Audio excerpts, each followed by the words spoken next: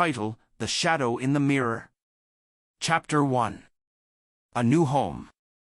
Svetlana didn't like change, but life forced her to move. The old house she found in a small town was cozy, though slightly neglected. Tall windows, wooden floors, large mirrors on the walls, all of it gave the place a unique charm. The first few days passed without incident. But on the third night, she began to hear strange sounds. At first, they seemed like the usual creaking of an old house, but soon, it became clear. The noise was coming from the antique mirror in the living room. Svetlana didn't believe in the supernatural, so she simply covered the mirror with a cloth.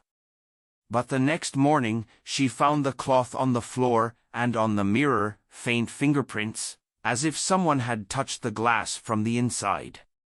Chapter 2. Echoes of the Past. Svetlana decided to learn more about the house's history. She went to the local library, where she found an article about its previous residents. Decades ago, the Voitenko family had lived there. Rumor had it that their daughter, Maria, had mysteriously disappeared, and her mother, driven mad by grief, locked herself in the house and never stepped outside again. That very evening, Svetlana felt that something in the house had changed.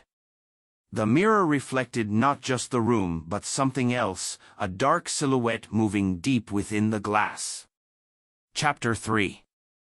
A Visitor from Another World. Svetlana could no longer ignore what was happening. Each time she looked into the mirror, the silhouette became clearer. And then, she began to hear voices. Soft whispers calling her by name. The final straw was when she saw her own reflection, not mimicking her movements. Instead, it stepped closer and whispered, "Help me."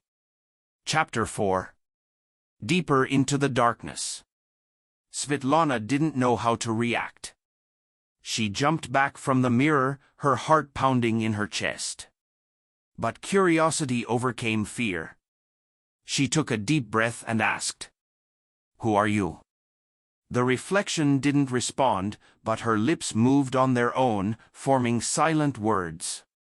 Desperately trying to understand, Svetlana stepped closer and pressed her palm against the glass. Suddenly, she felt an icy hand grab her from the other side of the mirror. Shocked, she tried to pull away, but the grip was unbelievably strong. Her vision blurred, and she lost consciousness. When she woke up, she realized she was no longer in her living room. Before her stretched a room identical to her own, but shrouded in darkness. And in the mirror, she saw herself, with empty, black eyes. Chapter 5. The Reflection of Truth. Panic gripped Svetlana, but she forced herself to stay calm. Her reflection moved on its own, pointing toward a door.